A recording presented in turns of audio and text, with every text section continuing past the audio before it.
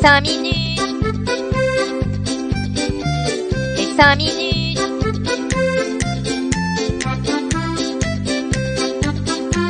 Les 5 minutes du coin.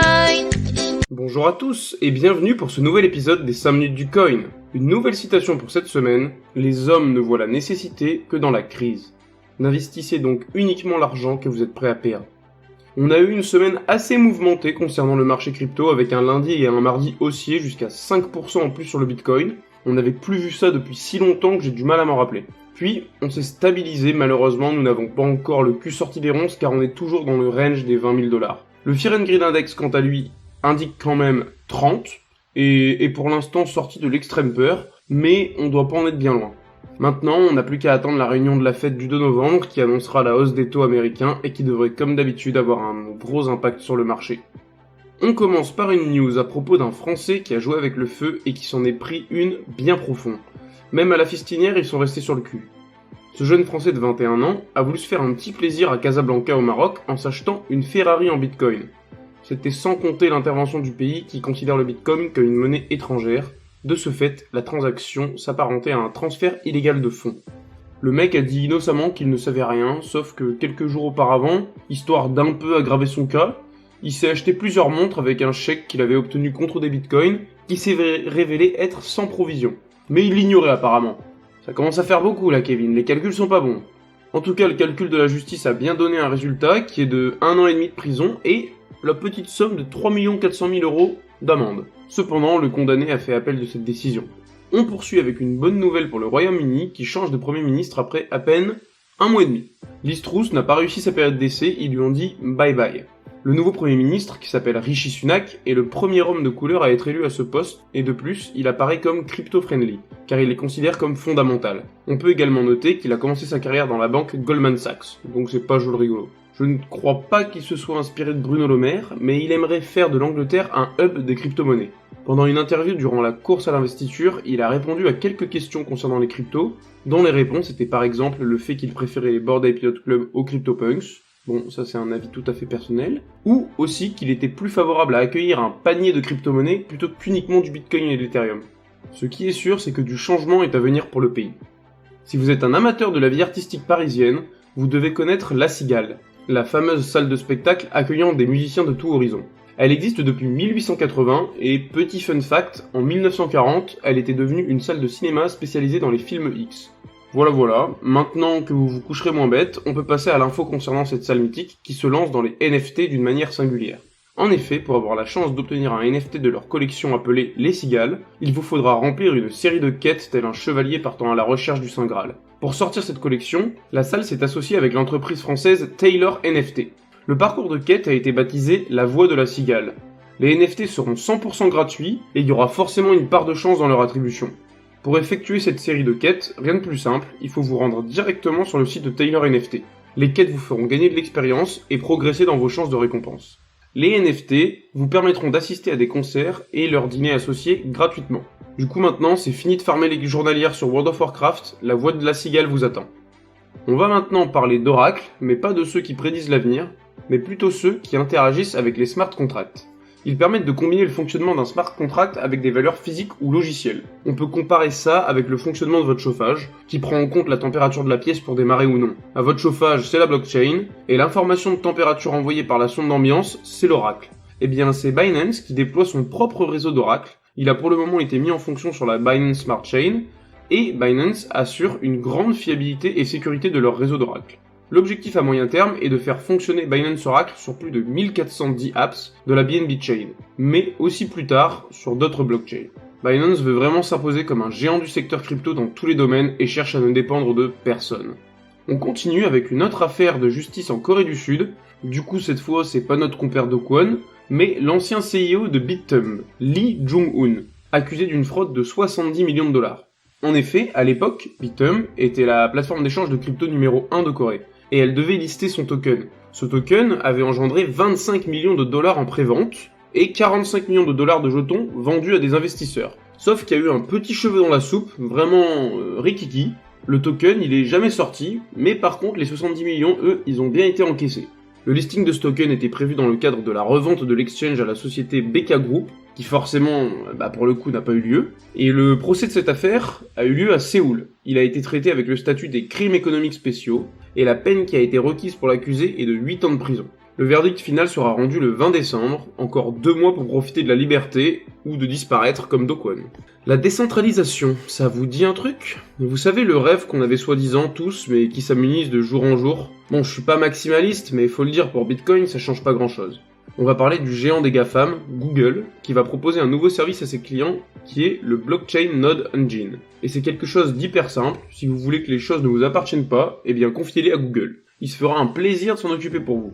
Plus précisément, vous aurez la possibilité d'utiliser ou de confier des nœuds de validation au cloud de Google. Alors certes, c'est plus simple et moins coûteux que de supporter soi-même son nœud, cependant, cela remet grandement en cause la décentralisation des blockchains qui seront prises en charge sur le cloud.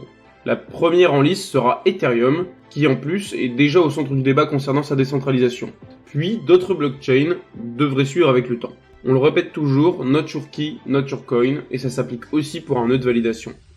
On va maintenant parler d'une révélation sur l'oreiller qui a été faite aux Français de The Big Whale en exclusivité lors d'une interview de Sam Bankman-Fried, le CEO de FTX. La célèbre plateforme d'échange de crypto-monnaies travaillerait déjà sur son stablecoin en même temps. Le petit Sam nous l'a bien montré, quand il y a de l'argent à se faire, c'est pas le dernier. Et avec toutes les transactions qui sont faites entre crypto et stablecoin de manière quotidienne, bien entendu qu'il y a de l'oseille à prendre avec les frais de transaction. Petit rappel, pour ceux qui ne le sauraient pas, un stablecoin est une crypto-monnaie également, mais beaucoup moins volatile car adossée à une autre valeur, qui est le plus souvent une monnaie fiat comme le dollar. Nul doute que FTX va devenir un des plus gros concurrents de Binance dans le futur, du moins c'est mon avis, compte tenu de toutes les acquisitions faites durant ce bear market. Au prochain bull run, il devrait exploser les chiffres. On continue avec la nouvelle de la semaine, celle qui a fait beaucoup couler d'encre et marteler de touches de clavier ces derniers jours, et même ces derniers mois, c'est le rachat de Twitter par monsieur Elon Musk à 44 milliards de dollars, dont 500 millions fournis par Binance, qui devient donc actionnaire à environ 1%. Cette news a été confirmée ce vendredi matin vers 6h heure française par un tweet de ce dernier disant « The bird is freed », ce qui signifie « Vive le Dogecoin et longue vie au roi ». Sinon, plus sérieusement, ça veut juste dire « l'oiseau est libéré ». Cette nouvelle s'accorde bien avec les autres news de la semaine concernant Twitter, qui travaille sur un prototype de wallet de dépôt et retrait de crypto-monnaies. Forcément, ça n'a pas laissé le cours du Dogecoin indifférent, connaissant l'amour du milliardaire pour la crypto à tête de chien, ce dernier a pris 20% en une semaine, ce qui est vraiment pas dégueulasse dans le marché actuel. Mais ce n'est pas tout. Les développeurs travaillent également à une autre fonctionnalité baptisée NFT Tweet Tiles, qui permettra la visualisation, l'achat et la vente de NFT. De nombreux réseaux seront pris en charge tels que Solana, Ethereum, Polygon et bien d'autres.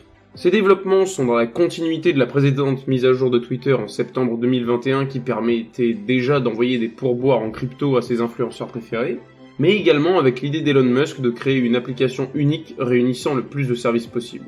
Poursuivons avec un événement majeur, les X-Days, et non, rien à voir avec le salon de l'érotisme.